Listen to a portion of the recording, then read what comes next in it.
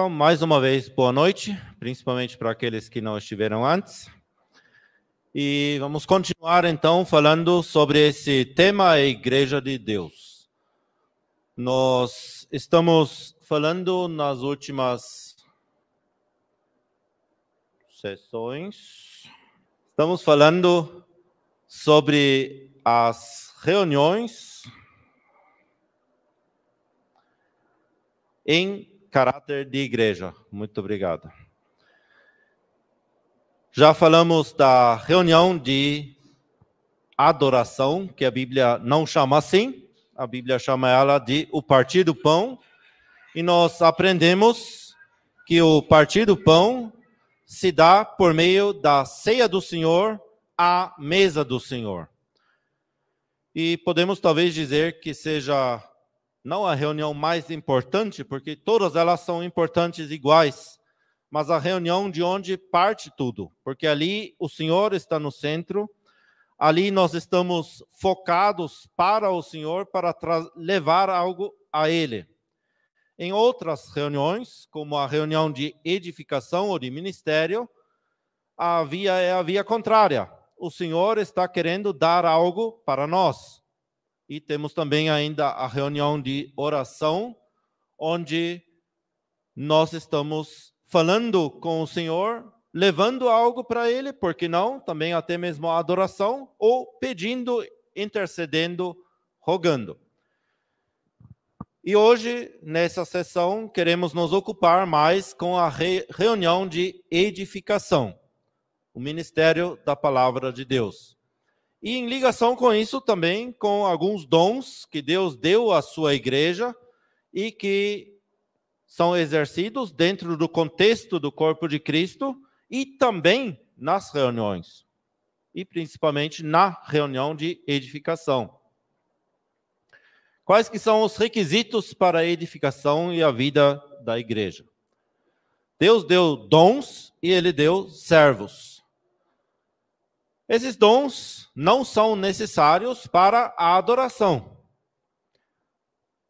Aprendemos que todos os salvos verdadeiros, eles são sacerdotes.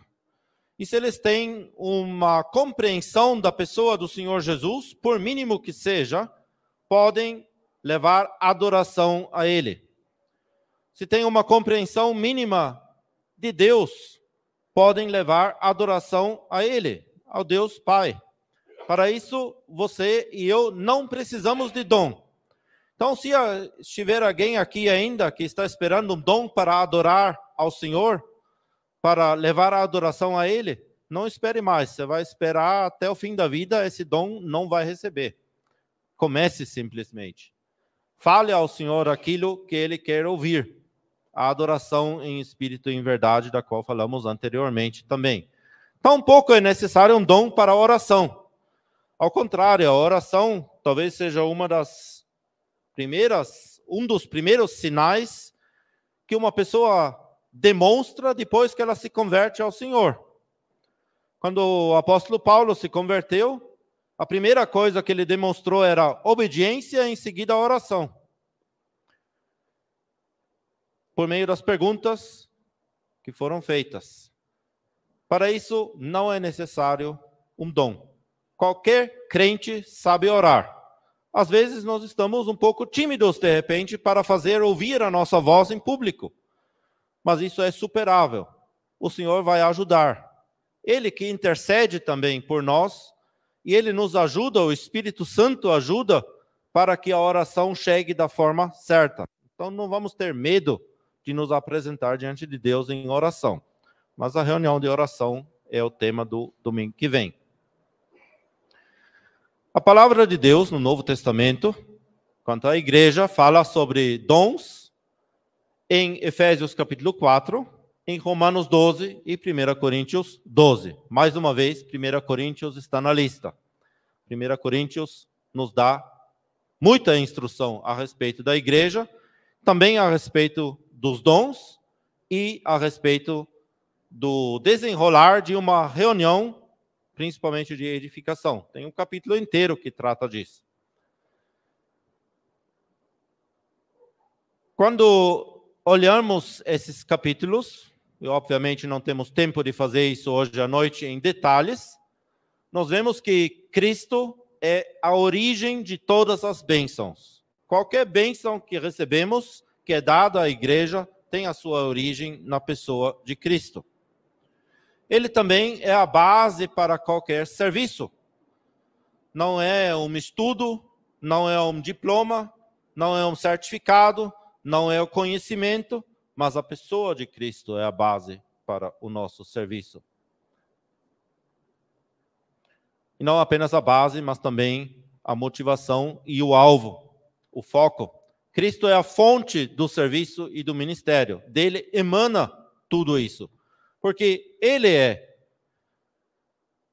cabeça do corpo. Ele quer cuidar de sua igreja. Então precisamos ter uma conexão também íntima com o Senhor Jesus, para que ele possa nos usar também, conforme ele quer para essas finalidades. Alguns requisitos para o exercício de dons e para termos esses dons, temos em Efésios também capítulo 4. E um dos primeiros requisitos, ali nos versículos 8 e 9, onde temos uma citação do Antigo Testamento. Isso diz: subindo ao alto, levou cativo o cativeiro e deu dons aos homens. Ora, isto ele subiu, que é senão que também antes tinha descido às partes mais baixas da terra.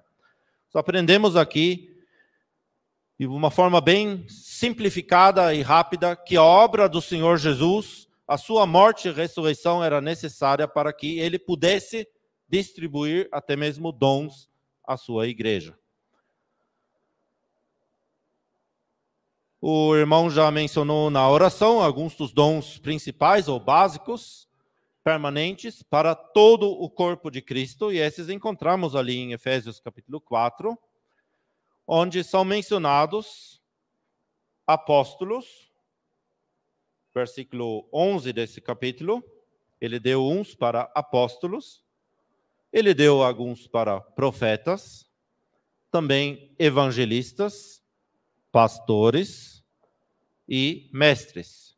E vocês estão enxergando, espero pelo menos, que eu utilizei duas cores diferentes para destacar dois grupos entre esses dons básicos ou permanentes: os apóstolos e profetas e os evangelistas, pastores e mestres.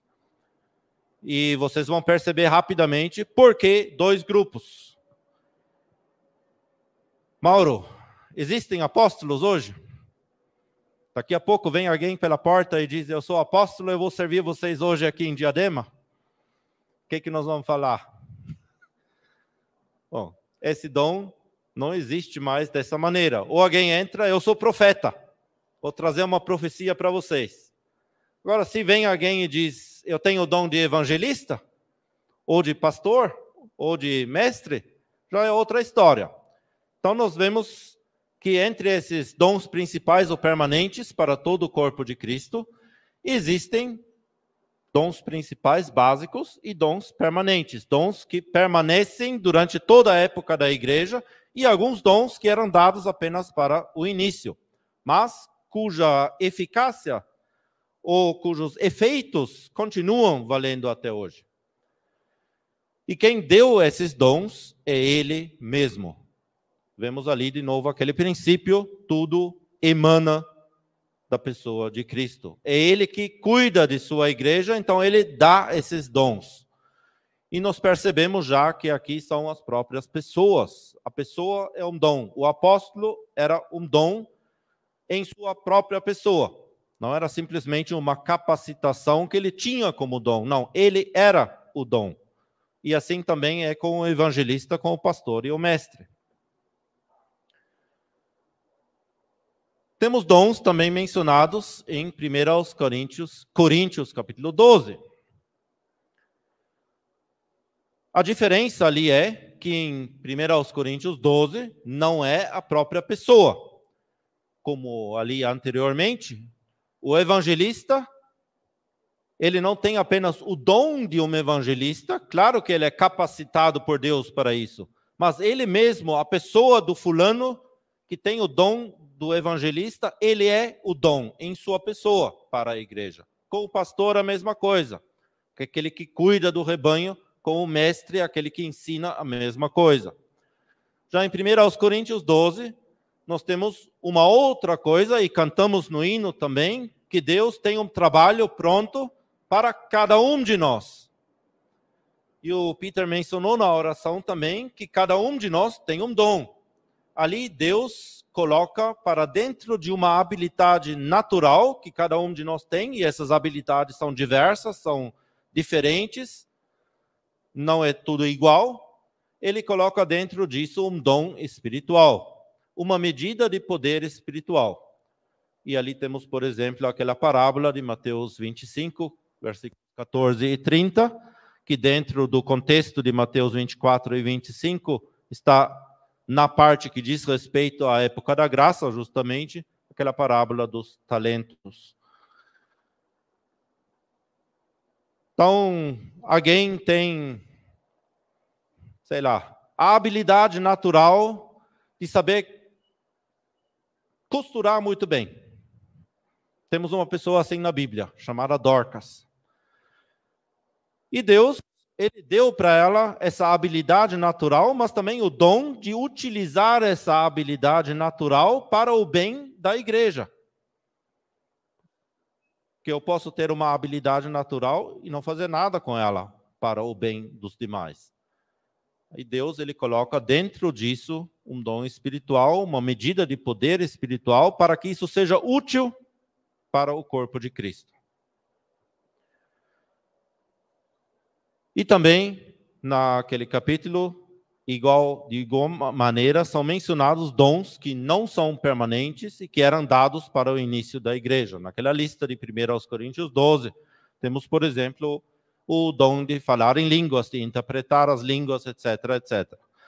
Dons de curas, coisas que eram dados para o início da era cristã, do início da igreja, como sinais, e esses sinais, em algum momento, perderam o caráter de um sinal. A partir daí, os sinais não eram mais necessários como tais.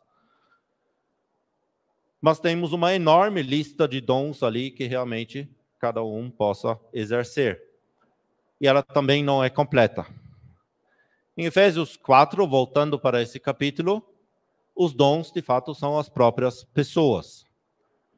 E por isso também é importante a gente reconhecer esses dons que Deus deu à sua igreja. E esses dons, em Efésios 4, eles são dons que servem para a edificação do corpo de Cristo.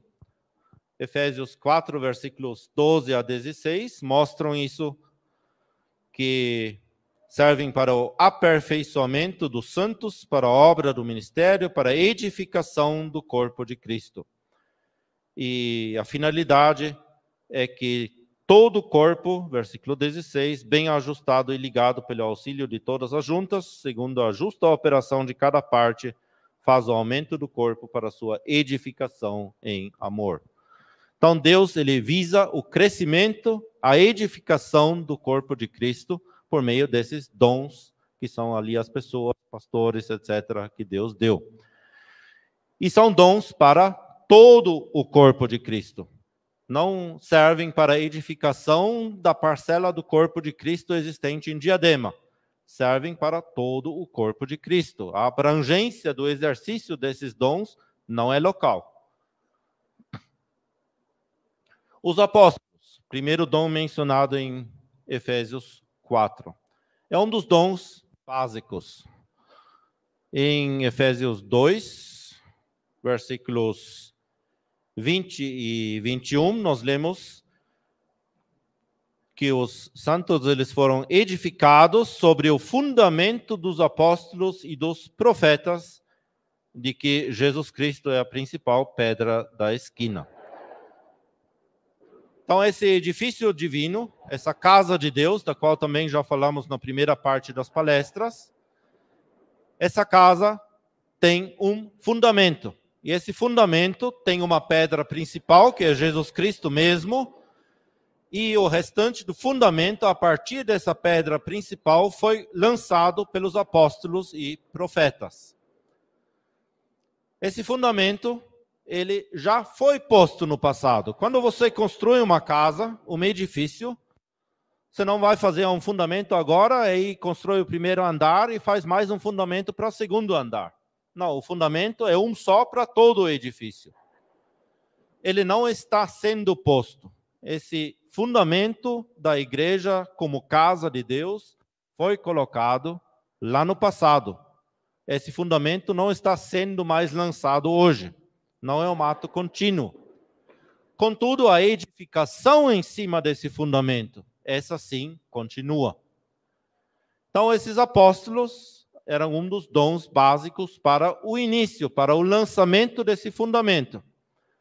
Mas a sua atuação naquele momento tem, então, efeitos para toda edificação em cima daquele fundamento. Tudo que está sendo construído em cima tem que se orientar pelo fundamento e pela pedra principal, Cristo. A doutrina apostólica que temos na palavra de Deus, na Bíblia, ela é ancorada, portanto, em Cristo, que é a pedra angular. Não foi uma invenção humana. Deus não deixou esses apóstolos fazerem a bel prazer essa obra, mas não orientados, direcionados por Cristo mesmo. E esses apóstolos, ou enviados, que essa palavra significa literalmente, eles possuem então autoridade e poder especiais dados por Deus. E o apóstolo Paulo, principalmente em seus escritos, mas também o livro de Atos, mostra isso em várias circunstâncias. Que o apóstolo ele tinha uma autoridade especial dada por Deus, que ele podia exercer, instituindo até mesmo em autonomia algumas coisas. Por exemplo, os anciãos numa localidade, etc. Tinha autoridade para comunicar revelações novas de Deus que ainda não existiam até então. E a responsabilidade nossa que nós temos hoje está em Atos capítulo 2, versículo 42, que acho que todos agora já conhecem. O que está escrito ali? Eles perseveravam em quê? Da doutrina dos apóstolos. Então, essa é a nossa responsabilidade hoje. O fundamento foi lançado, os apóstolos estavam lá, eles comunicaram a sua doutrina, e nós agora, igual aos primeiros cristãos, temos que perseverar, continuar nessa doutrina dos apóstolos. Ela não é modificada, ela existe, ela está lá à disposição, foi colocada na própria palavra de Deus, e nós precisamos apenas permanecer nela, perseverar nela, preservá-la. Quanto aos profetas, também é um desses dons básicos. Também faz parte do fundamento. As mesmas coisas que falamos a respeito dos apóstolos também se aplicam aos profetas. Esses profetas mencionados ali não são Jeremias, Isaías, Abacuque, Naum. Não, são profetas da época do Novo Testamento. Não estamos nos referindo com essa expressão aos profetas do Antigo Testamento, que eram enviados principalmente para o povo terrestre de Deus, Israel, e de vez em quando as nações também, como no caso de Jonas. Novamente, aquele princípio. Uma expressão já conhecida, mas conteúdo novo. O profeta do Novo Testamento, ele tinha tarefas parecidas com os profetas do Antigo Testamento, mas dentro de um contexto novo, que é a época da graça, a construção da casa de Deus, a igreja de Deus. Esses profetas, ao contrário dos apóstolos, o apóstolo tinha aquela autoridade com que ele podia mandar alguma coisa, administrar alguma coisa, governar alguma coisa dentro da igreja de Deus. Os profetas não tinham esse poder governamental. mas eles tinham mais um poder, um peso espiritual para colocar as almas, as pessoas, na e à luz de Deus. Isso que é um profeta, que é aquilo que um profeta faz. Também no Antigo Testamento já era assim. A menor parte, talvez, das profecias do Antigo Testamento, de fato, é predizer só o futuro. Geralmente, o ministério de um profeta partia de alguma situação não boa dentro do povo de Deus, e Deus mandou esse profeta para colocar o povo à luz de Deus, à luz divina, corrigindo aquele mal-estar, aquela posição ruim em que se encontravam, para então falar do futuro como promessas para esse povo, mostrando que Israel tem um futuro glorioso. E assim os profetas do Novo Testamento também colocavam as almas, então, na luz de Deus. Revelavam também verdades, ou revelavam algumas circunstâncias também desconhecidas. Lembramos do Ágabo, lá em Atos, por exemplo. E também fazia parte da tarefa de escrever porções da palavra de Deus no Novo Testamento.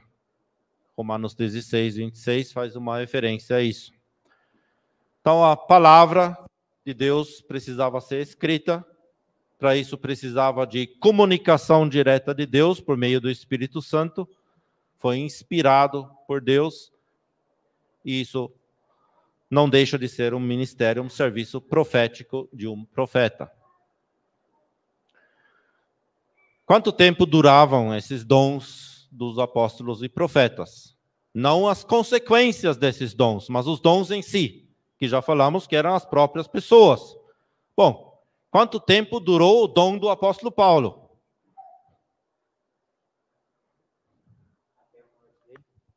Até a morte dele. Isso mesmo, até a morte dele. Depois não tinha mais apóstolo Paulo. Então aquele dom acabou. E assim poderíamos mencionar outros. Quanto tempo demorou o apostolado de Barnabé, que é chamado de apóstolo lá em Atos? Até ele morrer. Aí não tinha mais Barnabé. Hoje não temos esse dom apóstolo Paulo entre nós, mas nós temos sim os escritos dele. Então os dons em si, as pessoas de Efésios 4 não existem mais. Por quê? Porque o fundamento já está posto, não precisa ser posto mais. E eles tinham essa tarefa, essa missão. Contudo, o seu serviço, o seu ministério, os efeitos desses dons, eles permeiam e continuam até hoje, estão presentes entre nós por meio do Novo Testamento. É ali que nós encontramos o fundamento pronto e posto pelos apóstolos, pelos profetas do Novo Testamento. Ali temos essa orientação sob a qual podemos trabalhar, construindo, ajudando na construção desse edifício, a casa de Deus, visto daquele ângulo da responsabilidade humana, como temos visto, se não me engano, na primeira ou segunda reunião. Agora, é diferente com os outros três, aquele segundo grupo, os evangelistas, os pastores e os mestres. Os evangelistas, eles são um dom dado por Deus, necessário para os primeiros passos da construção.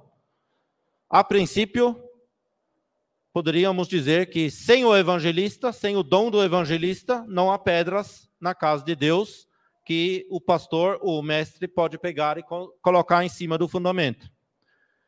O evangelista é um dom necessário para que haja material que está sendo construído, edificado na casa de Deus. Então Deus, ele deu pessoas capacitados para serem evangelistas, ele deu esses dons, e esses dons temos até hoje. Sem o evangelista não teria, então, pedras vivas. Ele tem essa tarefa de se dirigir às pessoas de fora, às almas perdidas, levar a palavra de Deus a eles, porque a fé vem pelo ouvir, e a partir daí tem pedras vivas que podem ser construídas e que são inseridas naquele edifício. Um evangelista, ele tem a capacidade de mostrar às pessoas o Senhor Jesus, de tal forma que essas pessoas são de fato atraídas por ele, pelo Senhor Jesus.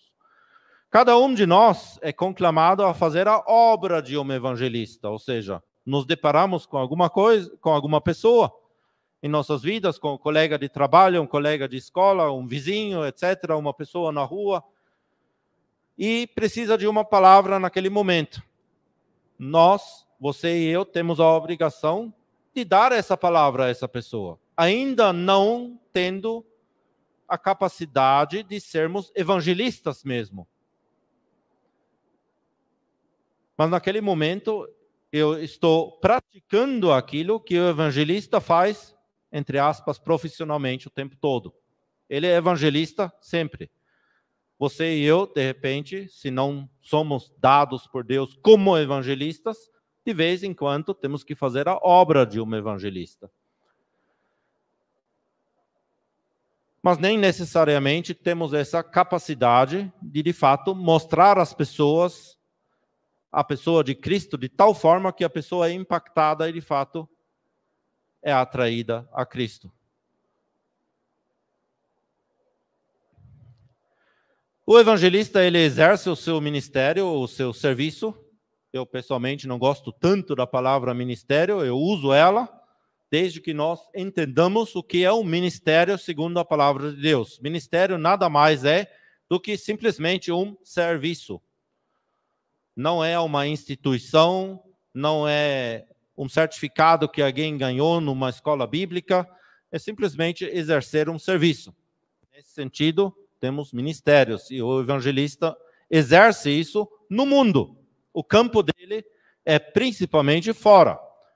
Mateus 13, onde temos as parábolas, 47 mostra isso. Mas também o evangelista tem uma parte de sua área de atuação voltada para dentro da igreja, para dentro da casa de Deus. Entre os santos, ele explica o evangelho, por exemplo, aos santos. Como ele é capacitado por Deus como dom, como evangelista, ele entende o que é evangelho. Melhor do que talvez eu. E ele pode explicar para mim. Explicar para nós. O apóstolo Paulo, por exemplo, faz isso na Epístola aos Romanos. Ele escreve, não para incrédulos, mas ele escreve o evangelho para crentes.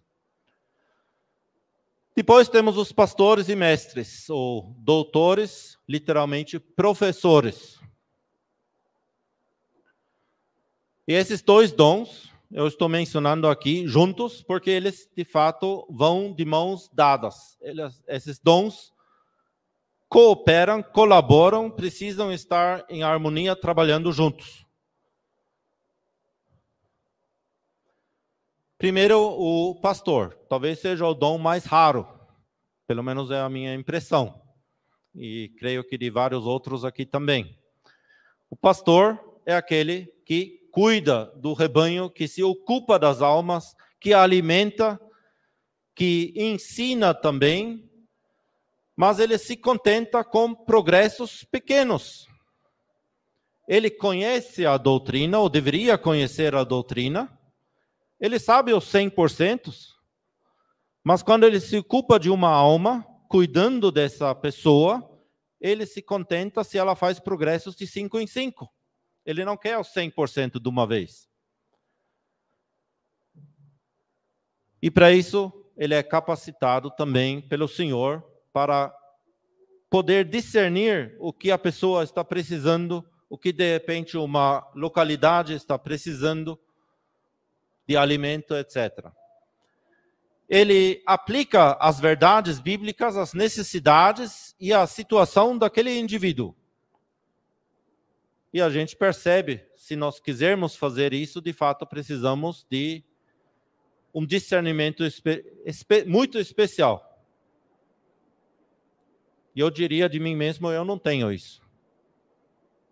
Eu posso, de repente, identificar uma necessidade geral, ou também algum ponto em uma pessoa, mas não da mesma forma como um pastor o faria.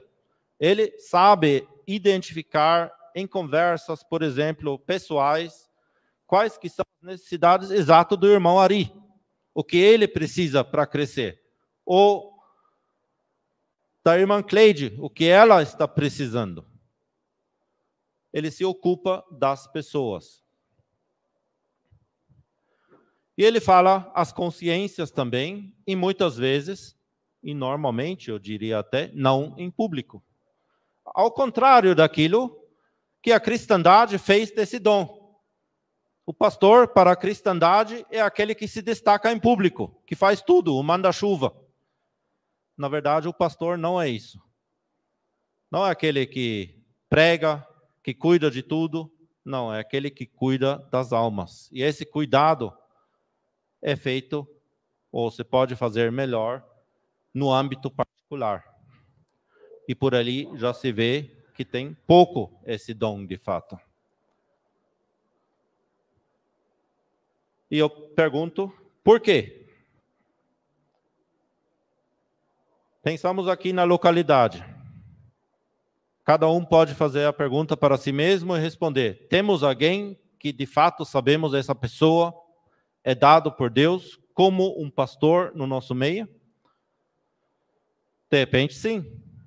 De repente, não. E se não, por que não? Será que é falha de Deus? É falha do Senhor que não está cuidando do seu rebanho aqui? Ou talvez seja falha também nossa que nós não estamos sensíveis, de fato, àquele dom que o Senhor quer que exercemos?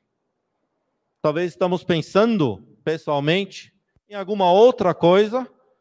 O Senhor quer que você seja pastor. E você quer ser mestre. Sei lá, estou dando um exemplo. Ou evangelista. O Senhor, tenho certeza, Ele quer cuidar do seu rebanho. Mas se não existe localmente, falamos que esses dons são supralocais. Eles servem para todo o corpo de Cristo. Então também temos que ter abertura para receber esses dons quando eles vêm de fora, querendo trabalhar em nosso meio, por exemplo. E o grande exemplo de um pastor por excelência, como para todos esses dons, é o próprio Senhor Jesus, que é o sumo pastor. Já os mestres, ou doutores, professores, que seria a tradução literal dessa palavra, também não é um doutor que tem o título de doutor, eles exercem o seu serviço geralmente não em casa, mas sim em público. Por quê? O professor, ele se ocupa com o ensino da palavra de Deus. Essa é a tarefa de um professor. Ele repassa a lição. Ele mostra o todo, o ensino, a doutrina toda. Ele apresenta a palavra, ele apresenta a pessoa de Cristo, que é o centro da palavra. Isso é importante também. Quando você tem o dom ou é dado como mestre, como professor, em meio ao rebanho, em meio à igreja de Deus, então, também, quanto a esse dom, o ponto central da mensagem e o ponto central da doutrina de toda a palavra de Deus é uma pessoa, é a pessoa do Senhor Jesus. Isso nós não devemos esquecer. Às vezes a gente ensina alguma coisa e é tão teórico que a pessoa de Cristo está meio assim na beiradinha. Às vezes é necessário ensinarmos conceitos, etc. Só que todos esses conceitos, eles têm que apontar de novo para Cristo. Aí está o valor, de fato, desse ministério também. Igual no ministério do pastor. Ele também vai levar as pessoas a Cristo.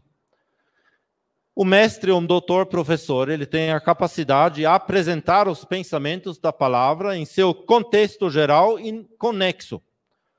E ele apresenta geralmente o 100%. Lembramos do pastor? Ele se contenta com os degraus, com o crescimento. Ele sabe o 100% onde ele quer chegar, mas ele vai aos poucos.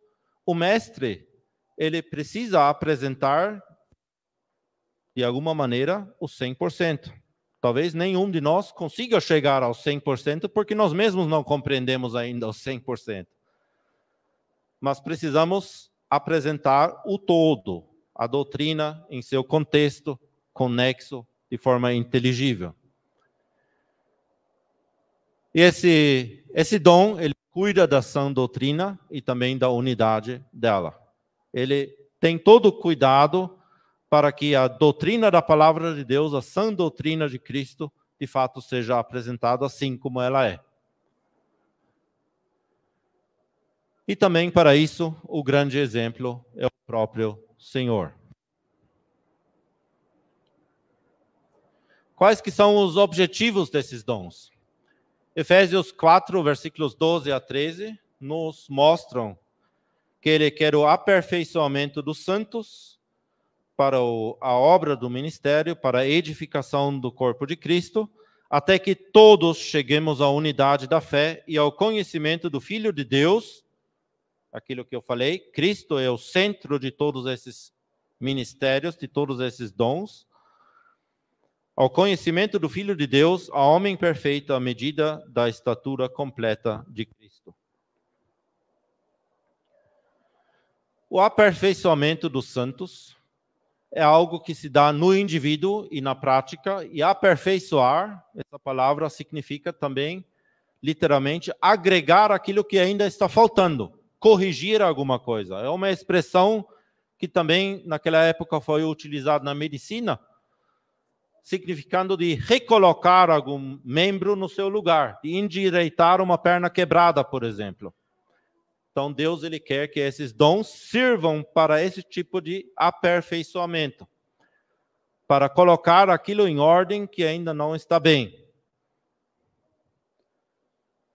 Para a obra do ministério, Deus, ele quer que haja outros que também façam o serviço, e para a edificação do corpo de Cristo no coletivo.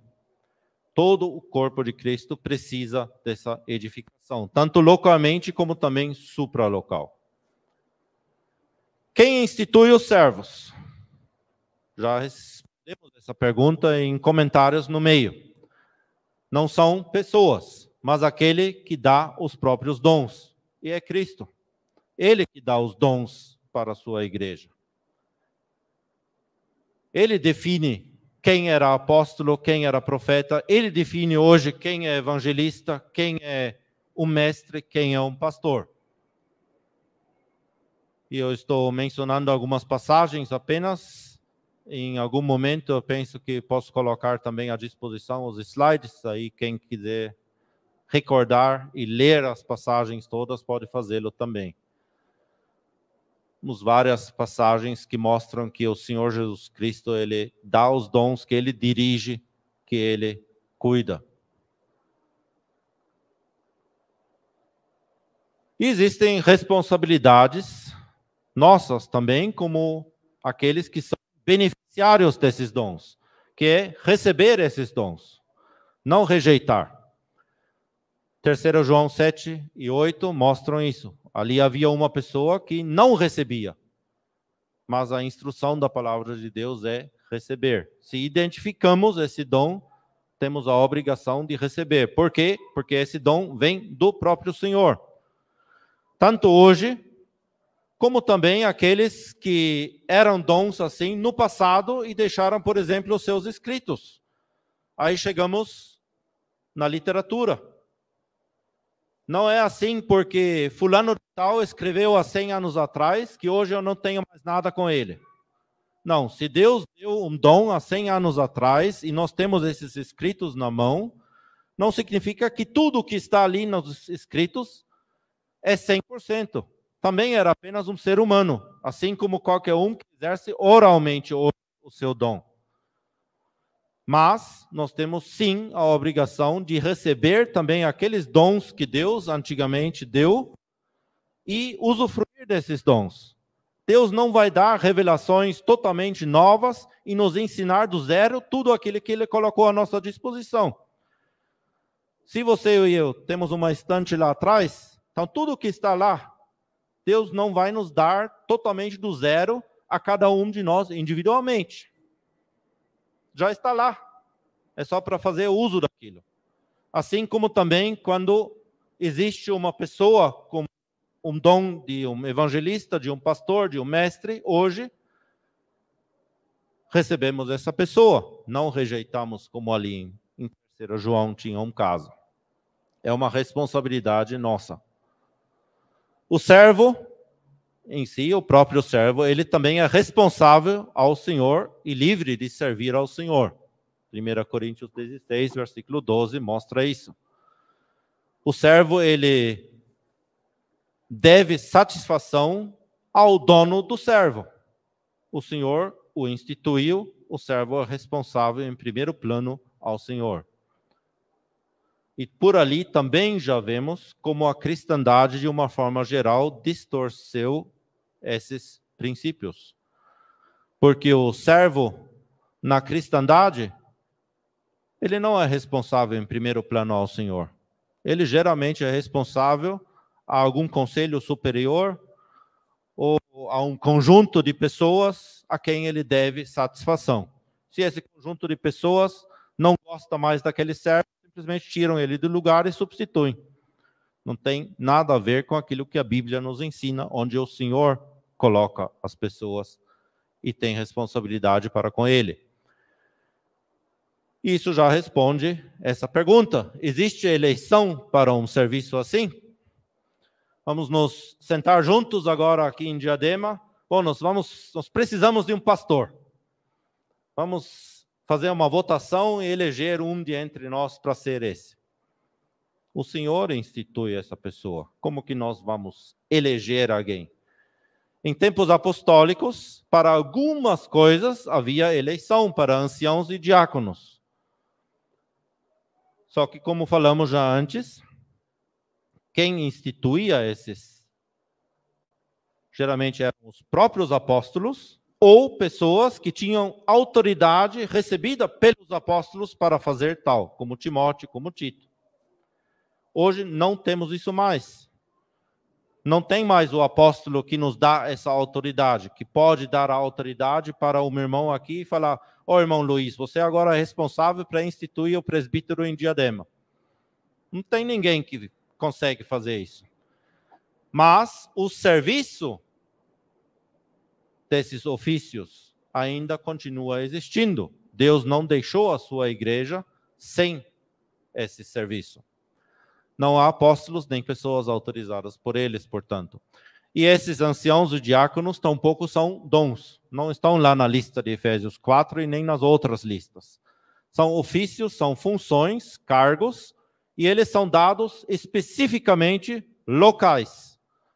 Aquele que recebeu da parte de Deus o serviço de um diácono e é reconhecido como tal numa localidade, um diácono é um serviço prático, principalmente, ele tem essa função em Diadema, não em Curitiba.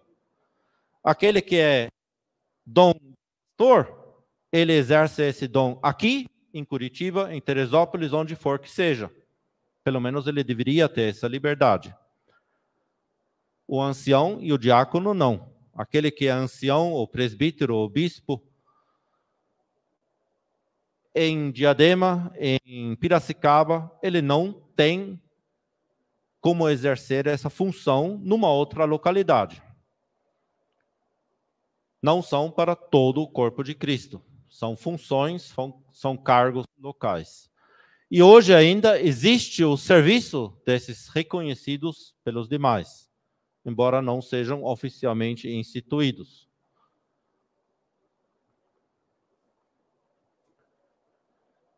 Bom, agora todos esses dons e serviços têm que ter uma utilidade também nas reuniões, que o tema geral é a Igreja de Deus e as suas reuniões na prática. Falamos já do partir do pão e agora da reunião de edificação. O serviço, esses dons, eles precisam ser executados. aí se transformam de fato em serviço na prática. Em Atos capítulo 6, versículo 4, um capítulo importante também para os nossos dias, estamos nos aproximando, por exemplo, de uma conferência.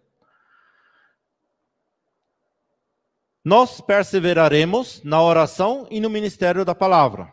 Tinha um grupo ali que eles tinham essas atribuições por parte de Deus. Tinha necessidades práticas também. Essas necessidades práticas, eles podiam ajudar, sim, mas não era a tarefa principal desse pessoal. Eram outros responsáveis para fazer isso. Isso também precisamos observar hoje. Tem pessoas que têm um dom especial para fazer o serviço prático. E eles vão saber disso. Em responsabilidade para com o Senhor, vão exercer esse serviço prático. Interessante que temos aqui também uma junção íntima da palavra de Deus com a oração, ou a oração com a palavra de Deus. É uma das justificativas também, porque muitas vezes temos uma reunião de ministério ligado a uma oração antes ou depois. Não é simplesmente uma invenção dos irmãos que tem que seguir essa liturgia. Claro que pode ser sem uma oração. Mas a palavra de Deus, muitas vezes, mostra as duas coisas em conjunto. E tem a sua razão de ser. Um verdadeiro serviço, ele é sempre exercido por meio da palavra, baseado na palavra, voltado para Cristo. Temos várias passagens aqui que também mostram isso. O conteúdo desse serviço, já falamos, é Cristo mesmo, a própria pessoa dele. O serviço sempre tem que ter esse objetivo de fazer a pessoa de Cristo maior. É imutável, se dirige a todos os povos, etc. Romanos 15, 19. Oração e palavra, muitas vezes em conjunto. Atos 6, versículo 4, já mencionamos. Ali se tratava, por um lado, de repartir coisas práticas, por outro lado, também de repartir e compartilhar a palavra de Deus.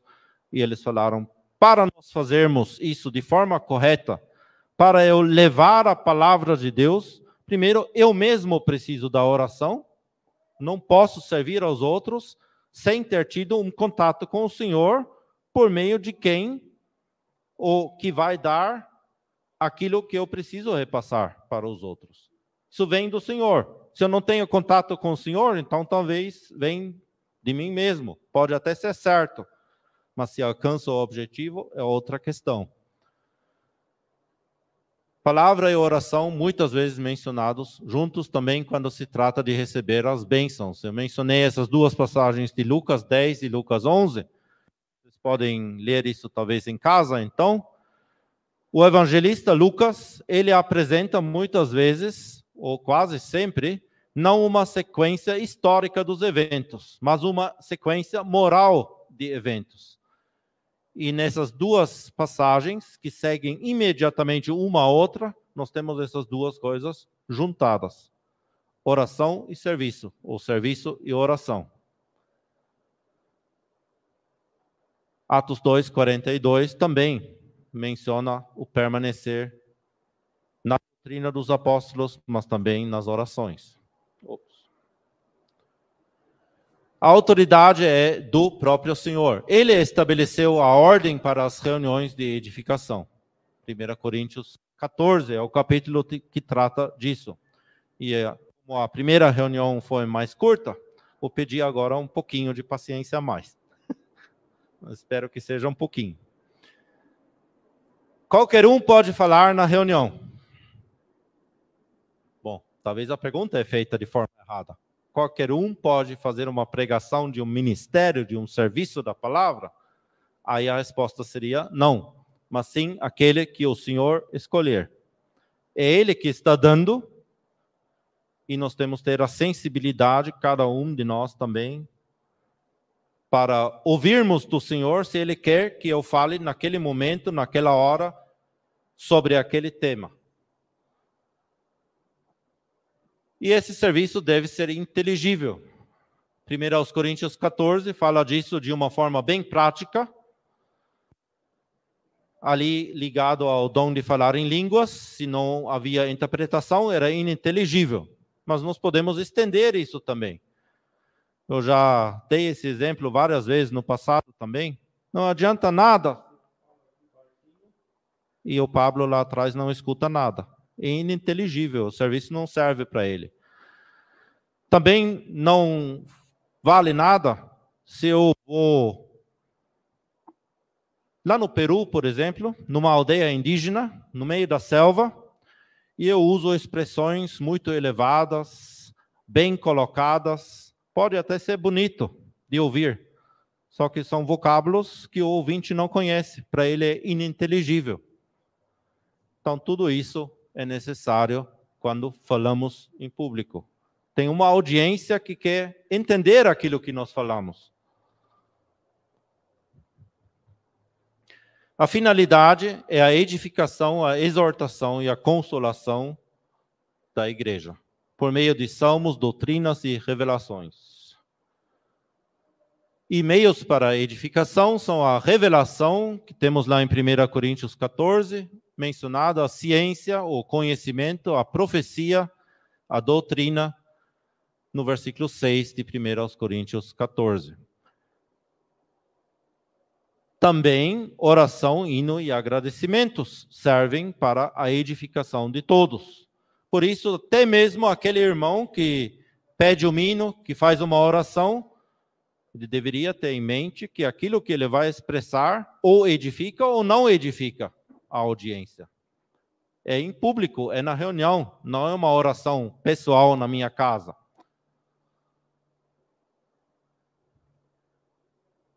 Então, temos várias comunicações que são feitas numa reunião de edificação. As comunicações vêm da parte de Deus. Elas acontecem por meio de revelação, que é receber a verdade divina diretamente de Deus mesmo, baseado hoje sempre na palavra de Deus, não há revelações adicionais. E essa revelação, ela leva à ciência, ao conhecimento. Ciência e conhecimento é resultado de revelação. Conhecimento da doutrina, por exemplo. Por outro lado, temos dons que são dados aos homens. Do lado dos homens, há dons. E esses dons exercidos servem por meio de profecia também, como a ciência e conhecimento que nos revela a doutrina,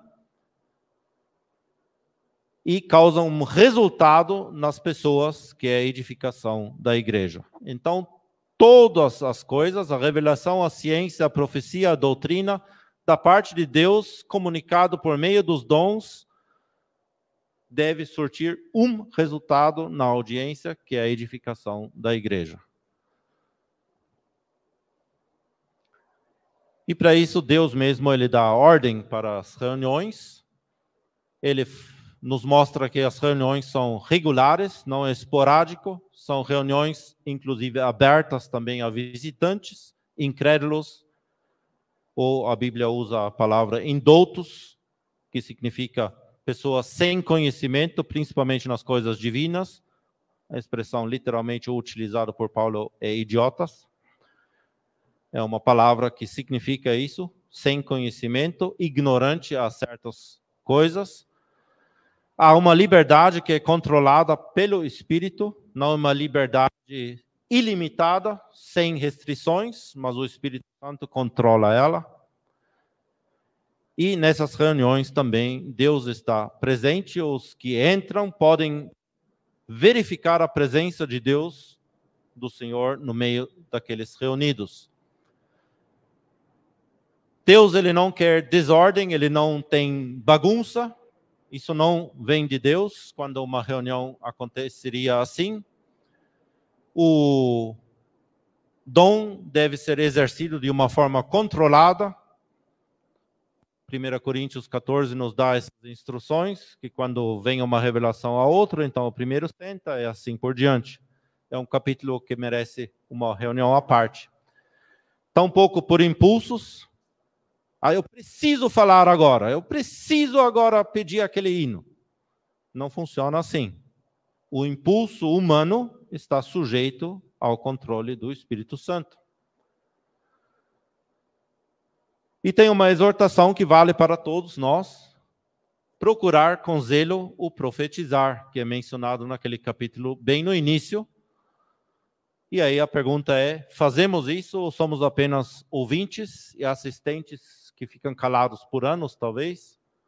E tudo isso serve para a edificação de todos. E todos também devem julgar, ou seja, discernir e avaliar aquilo que está sendo trazido com base na palavra.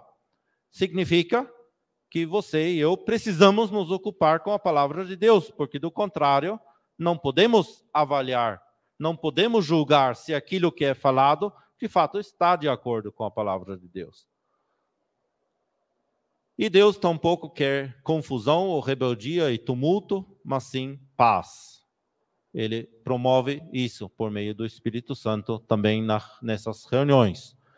Ainda tem uma instrução referente às mulheres, que elas não devem falar nas reuniões, e falar em 1 Coríntios 14 não é sons indefinidos. Falar ali significa de fato falar, que em vários versículos é utilizada a mesma expressão. A ordem divina na criação, já dado em 1 Coríntios 11, que introduz todos esses capítulos, de certa maneira, é dada como uma justificativa para isso, e também o Espírito que permeia toda a lei de Deus no Antigo Testamento. E essa ordem divina na criação, já que não é mais vista no mundo, principalmente na igreja, deve ser vista. E esse capítulo também nos instrui que sobre a palavra de Deus não devemos discutir de forma negativa, mas sim aceitar aquilo que é dado como sendo palavra de Deus. E se recusarmos a obedecer a essa palavra de Deus, em algum momento haverá juízo. Isso cumula nessa frase de 1 Coríntios 14, 40, faça-se tudo decentemente e com ordem. É isso que Deus quer para essas reuniões. Então, ele quer ordem divina, ordem e um progresso divino, e não um caos e fome espiritual. Para isso, ele deu dons aos homens, e ele deu dons também a cada um de nós. Ele deu uma tarefa, como cantamos, a cada um, e ele quer que você e eu, independência dele, exercemos aquela tarefa que ele nos deu no momento certo e da maneira certa. Bernardo, me permita só fazer uma complementação. O Senhor Jesus deu para a nossa vida espiritual a sua palavra, o Espírito Santo, e hoje nós vimos que ele deu os dons, porque os dons servem para a edificação do corpo de Cristo, até que cheguemos à plenitude do homem espiritual. Ou seja, nós temos que crescer por meio do exercício dos dons. Os dons não foram dados à Assembleia Local em Diadema, foram dados para o corpo de Cristo. O corpo de Cristo é um. Então, há os dons essenciais. Os fundamentais, apóstolos e profetas, e os essenciais, pastores, evangelistas e mestres. E esses essenciais, eles são necessários para você e para mim. Vamos supor que aqui em Diadema não tenha nenhum desses essenciais. Eles estão no corpo de Cristo, mas não estão residentes aqui em Diadema. Nós raramente vemos um pastor, um mestre ou um evangelista aqui, nato. Raiz, como se fala, ele falou. Então, como é que nós vamos nos alimentar desse ministério? Eles deixam o ministério deles, de alguma forma, registrado para nosso benefício. Seja por meio escrito, hoje temos as mídias também, ou então as pessoas transcrevem os ministérios orais que eles fazem, ou, enfim. Eu gostaria de encorajar você e a mim de fazer uso desses dons que o Senhor nos deu. Reconhecer e se expor a eles. Então, a literatura, por exemplo, não é um ministério, não é uma oferta opcional, uma boa coisa, mas é só para quando dá. Não, é essencial para o desenvolvimento, para o crescimento, para a luz nas coisas de Deus. Seja na doutrina, seja no aconselhamento pastoral, ou até mesmo para o evangelho. É necessário. Então, vamos nos atentar a isso. A palavra de Deus, importante. Sujeição ao Espírito de Deus, importante. Mas temos os dons também que são tão importantes e devem ser, permita-me a palavra, consumidos. Devemos fazer uso deles. Obrigado.